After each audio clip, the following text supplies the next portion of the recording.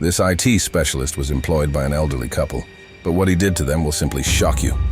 He manipulated them by assuming fake identities, posing as doctors to offer assistance with their illnesses. He sneakily poured fentanyl into their drinks and rewrote the will of their successful company, ensuring control of the business would fall into his hands. 9 miles southeast of Colchester, in Essex, England, live Stephen, 61, and Carol Baxter, 64, who are members of the West Mersey Yacht Club. Carol is the managing director of Kaz Splash, a bathroom accessories business renowned for its curved bath mats. Stephen, her husband and business partner, also works as the global lead for operational risk and assurance at Jones Lang LaSalle. They live in a £1 million home on the Tranquil Island. In recent years, Carol's health has become an increasing concern. According to family members, Carol was struggling with a thyroid condition and had been diagnosed with Hashimoto's disease, an autoimmune disorder affecting the thyroid gland. Hashimoto's can manifest symptoms such as fatigue, loss of concentration, and memory issues. Carol's daughter, Ellie Baxter, noticed that her mother would frequently engage in peculiar behavior. On Easter Sunday, April 9, 2023, Ellie went to her parents' house to see how they were doing. They hadn't answered her calls for 2 days, which was strange because it was a holiday weekend. When Ellie got there, she noticed that the blinds were still closed, and nothing seemed different from the last time she visited. This worried her a lot. As she walked to the back of the house, she saw her parents sitting in the conservatory, not moving. Ellie called their family friend, Luke DeWitt, who lived nearby. He came over right away to help. She also called 999 for emergency services. When Luke got there, he took over the phone from Ellie. Stephen and Carol Baxter were found sitting together in their conservatory, both feeling very cold when touched. There were no signs that anyone had hurt them, and it didn't seem like someone had forced their way into the house. However, Ellie had to break a window to get inside to help her parents. She thought maybe there was a gas leak, so she opened all the doors and windows to let fresh air in. When the police came, they talked to Luke DeWitt to understand what was going on. Luke was a friend of the Baxters and lived nearby. He was 33 years old and had studied computer science. Luke had known Stephen and Carol for almost 10 years. He helped them with their business by making a new website and had become close to them. He often visited them, checked their medicines, and encouraged Carol to take care of herself because she wasn't well. The paramedics asked Luke to get the couple's medicines from inside the house. Carol Baxter's health declined rapidly in her final 2 years. Despite showing symptoms resembling dementia, Parkinson's, or stroke aftermath, she didn't have any of these conditions. The Baxters consulted numerous doctors, including Dr. Andrea Bowden, an endocrinologist from Florida, who prescribed herbal remedies for Carol's thyroid problem. Investigators promptly dismissed carbon monoxide poisoning as the cause of death. Subsequent toxicology results revealed that the Baxters had ingested lethal amounts of fentanyl. Unlike the United States, where fentanyl is central to the opioid crisis, it is uncommon in the United Kingdom, though it may be prescribed for severe cases. Additionally, the toxicology report indicated that Carol Baxter had been exposed to elevated levels of promethazine, an over-the-counter sleep aid. The Essex police started investigating a murder after getting these results. Before her death, Ellie Baxter's mom, Carol, became very desperate to get better. She followed advice from Dr. Bowden with help from Luke DeWitt. Luke made Carol healthy smoothies and recorded her behavior for Dr. Bowden, who was in Florida. Carol trusted Dr. Bowden's plans so much that Ellie contacted him first when Carol and Stephen died. Despite trying herbal remedies, Carol didn't get better. Doctors found a 17 mm object in her digestive system in February 2022. After the murders, people looked closely at Carol's treatment plan and who gave it to her. The last individual to see the couple alive at 7:55 p.m. on April 7th, Good Friday, was Luke DeWitt. Less than an hour before he left, £6,000 was transferred into the company account, ostensibly by Stephen Baxter. Then, curiously, inside the Baxters' house, their children came across a short, 5-part will, which was not the long-held document held by Stephen and Carol's solicitors. This new document detailed how Baxter's dear friend, Luke DeWitt, would become the director and person of significant control of CA's Splash, Carol's successful bath mat business. It seems that Luke would be taking over the company, except of course that the will was a forgery.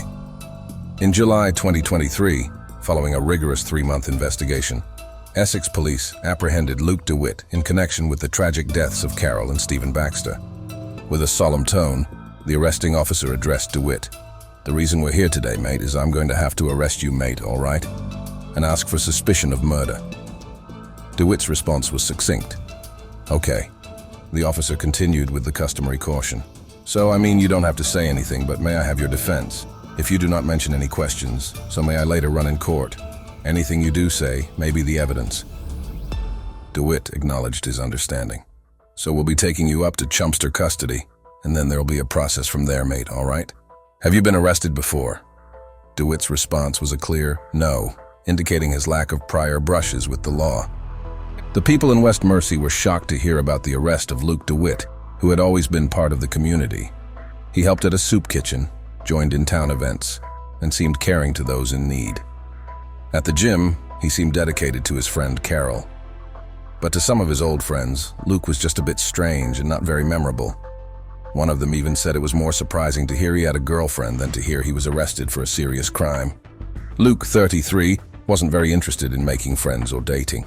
He liked playing video games and going to Comic-Con sometimes. Most people thought he was just shy. The Baxter family, who lived nearby, felt sorry for him and thought he was a bit odd. They were glad to have him help out because they thought he was lonely and a bit strange. Their sympathy grew when Luke's dad died in 2021. After that, Luke started going to the gym with Carol and lost a lot of weight. He spent more time with the Baxter family after that. Their kids said he would often just hang out with them and have tea, but he was always there. When police searched Luke DeWitt's house, they found him sharing a bedroom with his mother. They had separate single beds, hers with pink sheets and his with blue. In the room, there was a box of tacks, like the ones found in Carol Baxter's body a year earlier. There were also medicine capsules opened. They also found fentanyl patches and lots of opened pills. When they arrested him, they searched his bag and found used and unused patches. Luke had been able to get them since his father died. His father had been prescribed the strong painkiller for his cancer before he died in 2021. Luke said he kept them in his bag to return them to a pharmacy, but hadn't done it yet. Luke might not have been only after money when he poisoned the Baxters. His plan was more complicated than it seemed. When Essex police looked at Luke's phone, they found disturbing pictures. One was of the Baxters slumped in their chairs in the same way their daughter found them. On the Friday before Easter Sunday, when Luke was seen walking away from the house, he used an app called iHeartCam. This app is usually used to watch pets. It uses another phone as a camera that can be put anywhere. Pictures from Luke's phone showed the Baxters as they died. Footage from a Ring camera showed Luke coming back to the house. Investigators concluded that Luke DeWitt had been watching the couple die from his home a few streets away. During the investigation, police found more than 80 electronic devices at Luke DeWitt's home. These devices were used to talk to the Baxter family over the past 2 years, but not as Luke. He pretended to be different people to manipulate them, including Dr. Andrea Bowden, whom the Baxters trusted. Some of Luke's personas were doctors who talked to Carol and Stephen about fake illnesses. Carol's strange behavior was because she was being regularly poisoned. In February 2024, Luke DeWitt faced trial at Chelmsford Crown Court, arriving in a wheelchair due to a leg growth he claimed existed but provided no evidence for. The prosecution argued he feigned illness for sympathy. Luke admitted to maintaining multiple personas, including Cheryl and Dr. Andrea Bowden, aimed at aiding Carol's well-being. Fabricated characters extended to Linda, reinforcing compliance with prescriptions. Despite requests for in-person meetings, arrangements always fell through. Luke manipulated Carol and Stephen to travel for a meeting, posing as one of his characters. Some personas aimed to isolate Carol from her children and override legitimate medical advice, while others offered false connections. Voice recordings revealed Luke's efforts to impersonate Jenny, furthering the deception. Even after Ellie's parents' death, Luke, disguised as Jenny, continued supporting Carol's daughter Ellie for months. The trial showed how Luke had lied to manipulate people's feelings and relationships, revealing his true intentions. In April 2023, Luke tricked the Baxters into taking poison. He posed as Dr. Alan Mandel in emails starting from March 2023. Dr. Mandel persuaded them to join a liver detox program. This time, Luke convinced both Carol, who was used to his drinks, and Stephen, who wasn't. He cautioned them that it wouldn't taste good.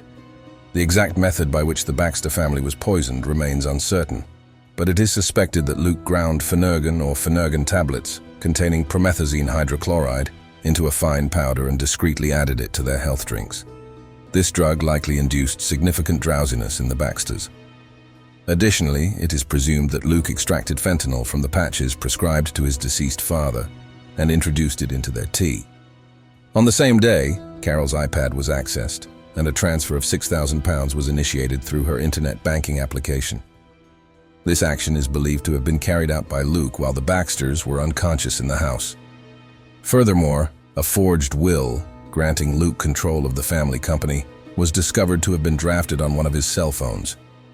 According to the Essex police, they have long suspected DeWitt of being a cold and cunning killer. They stated that DeWitt would act friendly and helpful in the community, but in reality he was hiding something dark. The police mentioned that DeWitt worked hard to hide his crimes and lied to everyone, even in court. They noted that DeWitt shamefully blamed his actions on collusion with Stephen Baxter, who cannot defend himself. From what they know about Baxter, they stated that this accusation is false. The police described DeWitt as extremely dangerous and suggested that if not caught, he would likely have harmed more people. Luke was given a life sentence with a minimum of 37 years in prison. The judge noted that while Luke's actions were cruel and senseless, they might have stemmed from a desire for control, seen in his manipulation of Carol and Stephen Baxter before their death, and Ellie Baxter afterward. For more stories like this, follow and subscribe to our channel.